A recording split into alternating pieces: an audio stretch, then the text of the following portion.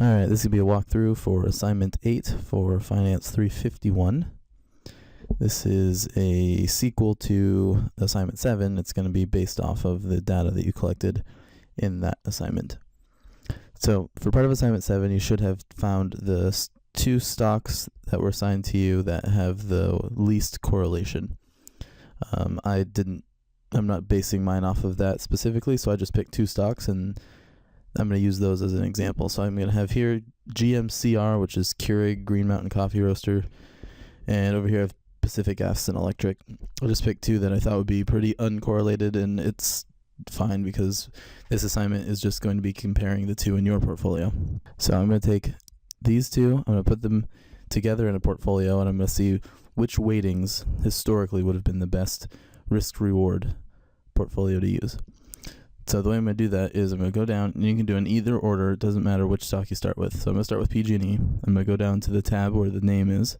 I'm going to right-click. I'm going to say Move or Copy. I'm going to go to Table 8, this tab right here. I'm going to move selected sheet to Book, New Book. I'm going to create a copy of it. Hit OK. So it looks like nothing happened, but actually it created a new page. If I go down here, you can see Book 5. And that has PG&E in it. I created a new book called Book 5 and put PG&E in there. Now I'm going to go back to GMCR. I'm going to right click, move or copy. I'm going to say move that also to Book 5 so they're on the same page. Move it to the end and create a copy. I'm going to say OK, and now they're both on the same page. So I have PG&E and GMCR on the same page. So I'm going to create a new sheet, and on this sheet I'm going to be making the portfolio with the different weights. And so it's going to scale between 100% and 0% all the way to 0% and 100%. And it's going to increment by 10% each time. So I'm going to start with the dates, and you should have just 60 periods. I copied all of the dates, so I'm going to scroll down and just get 61 lines so I can get the 60 rates of return. So I'm going to go 61. I'm going to hit Control-C to copy. I'm going to go to Sheet 3. In A1, I'm going to hit Control-V to paste. You could also right-click and hit Copy and then go back and hit Paste and paste it that way too. Then I'm going to go to PG&E. I'm going to take the rates of return for that time period all the way down to 61. We only need 60 actually, so I'm going to go to 60. I'm going to Control-C. And then this is the important part. On Sheet 3, I'm actually going to right-click, paste special, and paste values, and hit OK. Then we'll format that as a %. And then just so I don't forget, this was PG&E, right? It's 3.43 is the first one, 3.43 is the first one, yep, so it's PG&E. So I'm going to put that in there, PG and E. That way I don't forget, because they're both going to say ROR at the top. Now I'm going to do the same thing here. All the way down to 60. I'm going to do right-click, paste special, paste values. Let me show you what it looks like if you don't paste values. You get these really huge numbers, 406% return, 8,000% return. That's just not accurate. What we want to do is right-click, paste special, and paste values, and hit OK. And then we get some realistic numbers, 8%, 35%, 7%. Those are pretty realistic. Those are acceptable. I'm going to make them percents. I'm going to move that decimal over. I'm going to go down to the bottom and make sure that they're even. Okay, now this is GMCR. Great, so now we have the rate of return for each of the stocks in each of the time periods. And we're going to say we want to build a portfolio that is either 100% or 90%, 90%, and so on. And so what we're going to do is go across the top and go all the way down from 100% to 0%. And what this percentage is measuring is how much of our portfolio is one of these stocks.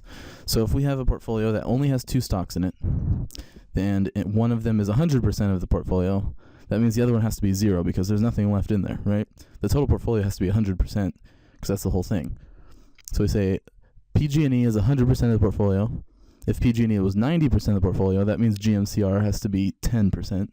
Because the rest of the portfolio has to be GMCR. We're assuming that there's no flat cash. It's all percentage of a stock.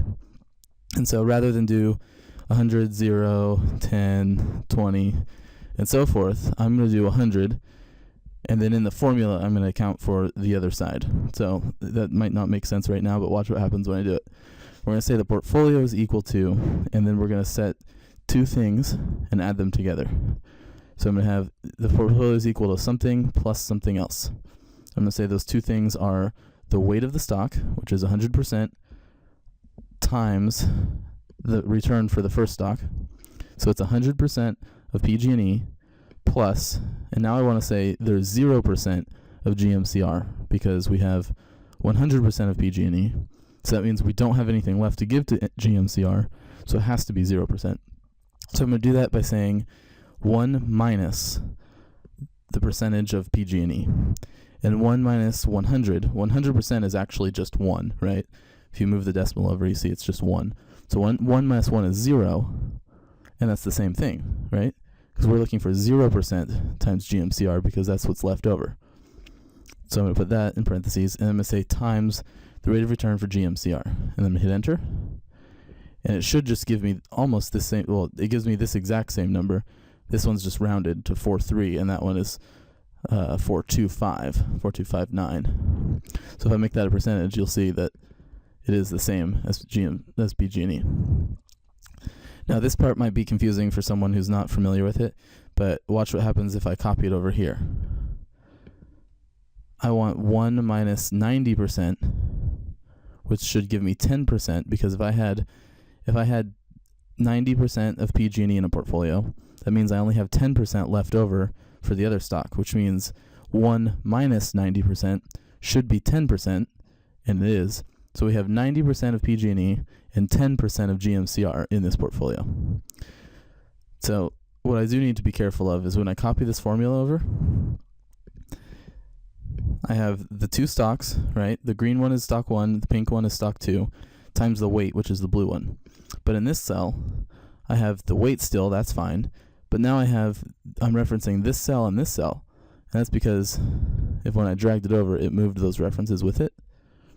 So I want to make sure that these references stay here, right? I want to reference B and C, not C and D.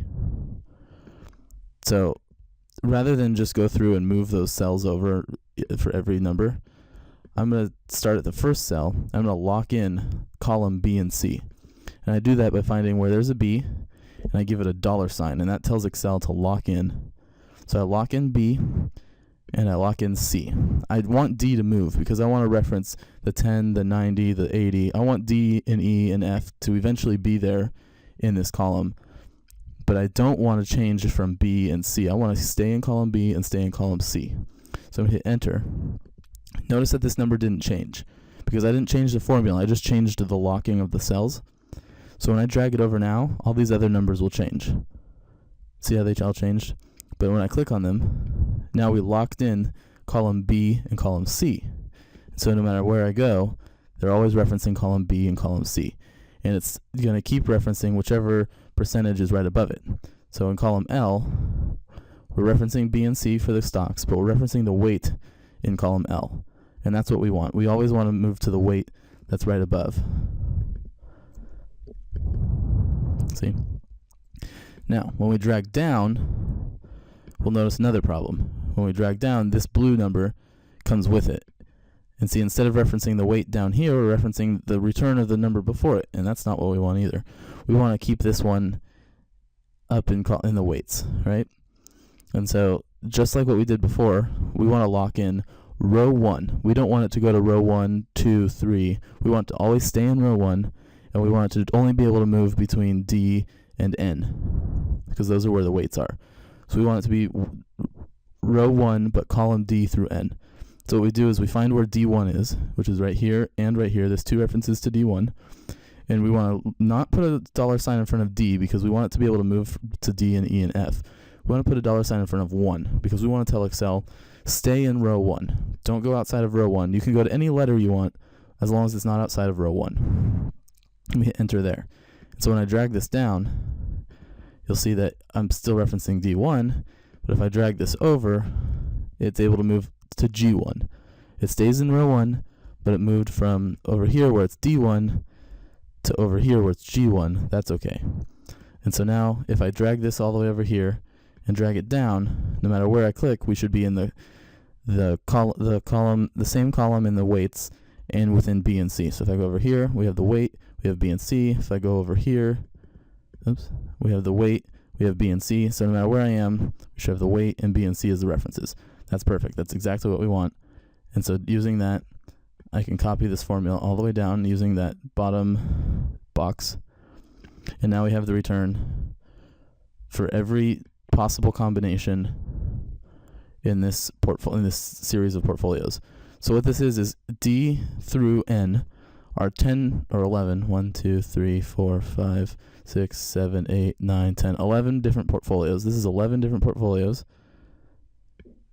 with a combination of PG&E and Green Mountain Coffee Roasters, GMCR. So now the next step is to scroll down. I need to get the mean, the standard deviation, and the Sharpe ratio for each of these. I'm going to delete this date just because it's a little hanging off right there and it's not really important. So what I need is the mean, the standard deviation, and the Sharpe ratio. What I'm going to do is I'm going to actually start with the standard deviation, standard dev, and that's going to come in handy because we want to make sure the standard deviation is first, because later when we graph it, Excel takes the standard deviation before it takes the mean. Then I put the mean then, and then I'm going to put the Sharpe ratio after that. So I want the standard deviation, which is equal to STDEV. Sometimes you'll have a STDEV.S or .P or something. If you have different choices of which standard deviation, use the .S. If you don't have a choice, it's not a problem. Just use STDEV like I have. And then I want to highlight that whole column. And I can keep the letters in there if I want. It doesn't matter. Then under mean, I want equals average, because the mean and the average is the same thing. Highlight that whole column. And then our Sharpe ratio, I'll come back to that later. That'll be the last thing we do. So once I've filled those in, because I only want to do the mean and the standard deviation for each column, and the columns have the same dimensions, they all start at 2. I'll scroll to the top. They all start at row 2, and they all go all the way down to row 60. None of them go outside of 2 and 60. I can actually just copy these over. So I can go to this bottom box, copy the cell all the way across, and you'll see that it takes the standard deviation of that column. Or if I go over here, it takes the standard deviation of that column. That's exactly what I want. And the mean is the same thing. If I take this all the way over, it takes the mean of that column, it takes the mean of that column, and it gets everything I want. Now I'm just going to highlight them, put them all in percentage form so we can, I'm going to highlight all of them, put them in percentage form so that they're easy to compare. Great.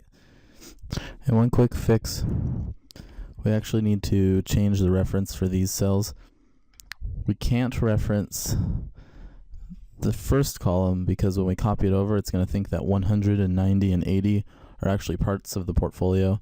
So we need to take this down 1. And then when we copy it over, you'll see that this number and this number should match, which is good. And then the same with this. We should go up to the top. We should see that when we copy it over, this number and this number should match. So if these numbers and these numbers are not the same on your spreadsheet, then they're doing something wrong. Same with this one and the last one. They should be the same. So I have 18.96, 18.96. I have 418 and 418, 78, 78, and 464, 464. Now you'll notice I still get that kind of curve shape. It's just not as pronounced, but you should still get that curve. If you don't get a curve, then that probably means one of your stocks, either you did something wrong, or one of your stocks is just significantly better, and it means you probably won't see your best Sharpe ratio within this range. Your best Sharpe ratio will probably come if you have a negative percentage allocation, which means you'd have 115% or something, or some number, I'm making something up, 115% of your portfolio is PG&E, and that doesn't make sense, right? You have 115% of something. Well, that means you have negative 15% GMCR, which means you sold a whole bunch of GMCR in order to buy more of PG&E, or some situation similar to that. Anyway, so that fixes that. You should just want to make sure, the goal is to make sure that these numbers are the same, and then these numbers are the same, and then that you're only referencing the numbers that you actually want to reference. So if I scroll up here, you see I'm not taking that 100% into account, and that's a good thing. All right, thanks. And now for the scenario that we're doing, I think just doing the Sharpe ratio of the mean divided by the standard deviation is fine. It's not technically correct, but it's so close that I think it's just fine for this scenario. So I'm going to make that a percent, move it over 2, and then drag this all the way to the end. And then I'm going to resize all these cells just to make it a little more clean. And now we have all of those filled in. So the goal of this entire process is we're trying to figure out which portfolio has the best risk to return, or return to risk, I guess, depending on how you look at it. That's the whole point of investing in finance, and everything is finding what's the most amount of money you can make for the least amount of risk. And so what we're trying to find is which has the best return. That's our mean. Our mean is the return, and the risk is the standard deviation. That's how volatile our stock is. And so this is actually the standard deviation of stock 1, stock 2, and then the 11 different portfolios, or the mean of stock 1, stock 2, and the 11 different portfolios. So what I can do now is highlight all of these, go to Insert, Scatter, and pick Scatter with only markers. If you get something that looks like this, a big arrow, kind of loop shape, then you did it right, because that's what most things should look like. The point that we're trying to find is, there's a lot of different points we can look at, but the best Sharpe ratio typically is going to be somewhere around the curve angle. Typically going to be somewhere around the curve angle. This one way down here, that's actually one of the stocks alone without being part of the portfolio. These typically, along this curved line, are going to be the different types of portfolios that we can have. So I'm going to drag this over to the side, and that way we can just have it off there. I'll just drag it up to the top. So when we go to turn it in, it's easily visible. It's not somewhere where it's hard to find. So we want to figure out what the best Sharpe ratio is. That's the highest. The higher the Sharpe ratio, the better. And if we kind of just scan this bottom row, we can see that they start at about 18 and 24. These are the two stocks. Now the portfolio starts here. So we have 18, 21, 25. It's going up, it's going up, it's going up. It's going down now. It's going down, it's going down, it's going down. So our best Sharpe ratio is right here, 3140. And that's at a mix of about 50-50, which is very interesting. It's not always going to be around 50-50. Sometimes one stock actually performs better than, just flat out better than another stock, which means you're in a scenario where you should short one of them. You should sell one to buy the other. Sometimes it's a 90-10, sometimes it's a 70-30. In this case, it happened to be 50-50. And it might not actually be exactly 50-50. If we did a portfolio with like 55-45, that might turn out to be just a little better. With a quick glance, it looks like the actual best mix should probably be about 50-50, and that's because this is almost the same distance from either one of these. So if we think of it as kind of a normal movement, this distance is about the same. It's pretty close. So that's most of this assignment. I think the rest of it you can do just with a reference to your book. Then chapter 6, I believe. You're just supposed to use the equation in the book to find the best Sharpe ratio, but you already kind of have a direction on where to go from doing it in Excel, so you should know whether or not you get the right answer, because it should match what you're looking at down here as well. So if you have any questions, please let me know. Good luck with the assignment, and thanks for watching.